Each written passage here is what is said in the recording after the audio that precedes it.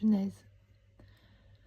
Le livre de la Genèse est le premier des 5 livres du Pentateuque, traditionnellement attribué à Moïse. Comme l'indique son nom, il présente les origines de l'univers et de l'humanité, ainsi que le choix par Dieu d'un homme auquel est promise une descendance, le futur peuple d'Israël, destiné à recevoir un territoire et à être une source de bénédiction pour les autres peuples. Son action se situe jusque vers 1800 ans avant Jésus-Christ. La création. Création du ciel et de la terre. Au commencement, Dieu créa le ciel et la terre. La terre n'était que chaos et vide. Il y avait des ténèbres à la surface de l'abîme, et l'Esprit de Dieu planait au-dessus de l'eau. Dieu dit : « Qu'il y ait de la lumière !» Et il y eut de la lumière. Dieu vit que la lumière était bonne, et il sépara la lumière des ténèbres. Dieu appela la lumière jour, et les ténèbres nuit.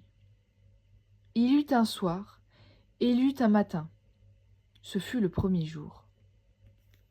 Dieu dit : « Qu'il y ait une étendue entre les eaux pour les séparer les unes des autres. » Dieu fit l'étendue et sépara ainsi l'eau qui est au-dessous de l'étendue de celle qui est au-dessus.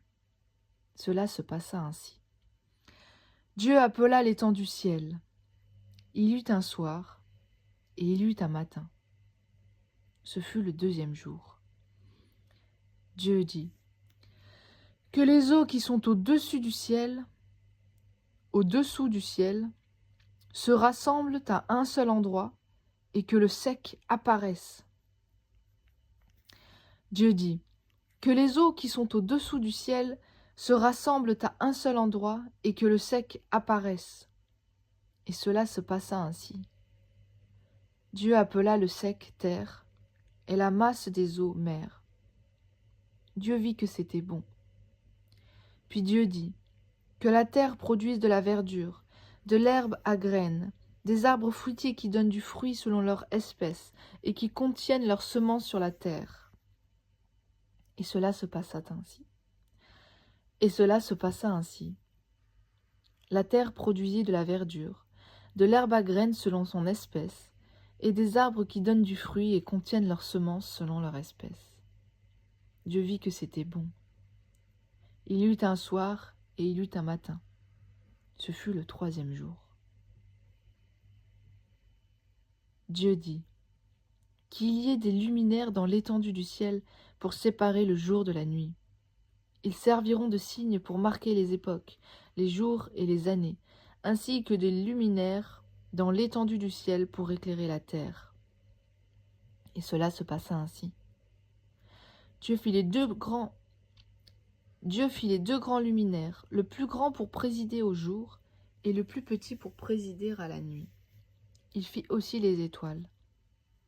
Dieu les plaça dans l'étendue du ciel pour éclairer la terre, pour dominer sur le jour et la nuit et pour séparer la lumière des ténèbres. Dieu vit que c'était bon. Il y eut un soir et il y eut un matin. Ce fut le quatrième jour. Dieu dit : « Que l'eau pullule d'animaux vivants et que des oiseaux volent dans le ciel au-dessus de la terre. » Dieu créa les grands poissons et tous les animaux vivants capables de se déplacer. L'eau en pullula selon leur espèce. Il créa aussi tous les oiseaux selon leur espèce. Dieu vit que c'était bon. Et il les bénit en disant : « Reproduisez-vous, devenez nombreux et remplissez les mers, et que les oiseaux se multiplient sur la terre. » Il y eut un soir et il y eut un matin. Ce fut le cinquième jour. Dieu dit : « Que la terre produise des animaux vivants selon leur espèce, du bétail, des reptiles et des animaux terrestres selon leur espèce. » Et cela se passa ainsi. Dieu fit les animaux terrestres selon leur espèce, le bétail selon son espèce, et tous les reptiles de la terre selon leur espèce. Dieu vit que c'était bon. Création de l'être humain et repos. Puis Dieu dit : « Faisons l'homme à notre image, à notre ressemblance, qu'il domine sur les poissons de la mer, sur les oiseaux du ciel, sur le bétail, sur toute la terre et sur tous les reptiles qui rampent sur la terre. » Dieu créa l'homme à son image. Il le créa à l'image de Dieu. Il créa l'homme et la femme. Dieu les bénit et leur dit, « Reproduisez-vous, devenez nombreux, remplissez la terre et soumettez-la. Dominez sur les poissons de la mer, sur les oiseaux du ciel et sur tout animal qui se déplace sur la terre. » Dieu dit aussi, « Je vous donne toute l'herbe à graines sur toute la surface de la terre, ainsi que tout arbre portant des fruits avec pépins ou noyaux. Ce sera votre nourriture. À tout animal de la terre, à tout oiseau du ciel, et à tout ce qui se déplace sur la terre, à ce qui est animé de vie, je donne toute herbe verte pour nourriture. » Et cela se passa ainsi.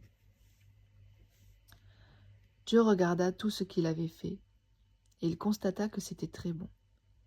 Et il y eut un soir, et il y eut un matin.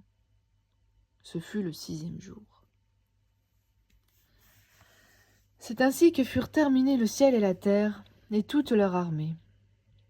Le 7e jour, Dieu mit un terme à son travail de création. Il se reposa de toute son activité le 7e jour. Dieu bénit le 7e jour et en fit un jour saint, parce que ce jour-là, il se reposa de toute son activité, de tout ce qu'il avait créé. Le jardin d'Éden. Telle fut l'histoire du ciel et de la terre quand ils furent créés. Lorsque l'Éternel Dieu fit la terre et le ciel, il n'y avait encore aucun arbuste des champs sur la terre, et aucune herbe des champs ne poussait encore, car l'Éternel Dieu n'avait pas fait pleuvoir sur la terre, il n'y avait pas d'homme pour cultiver le sol. Cependant, une vapeur montait de la terre et arrosait toute la surface du sol.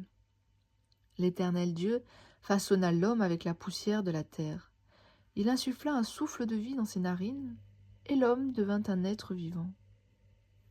L'Éternel Dieu planta un jardin en Éden, du côté de l'est, et il y mit l'homme qu'il avait façonné. L'Éternel Dieu fit pousser du sol des arbres de toutes sortes, agréables à voir et porteurs de fruits bons à manger.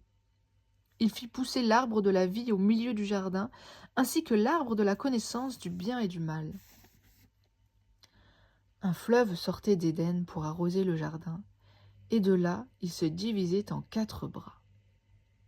Le nom du premier est Phison.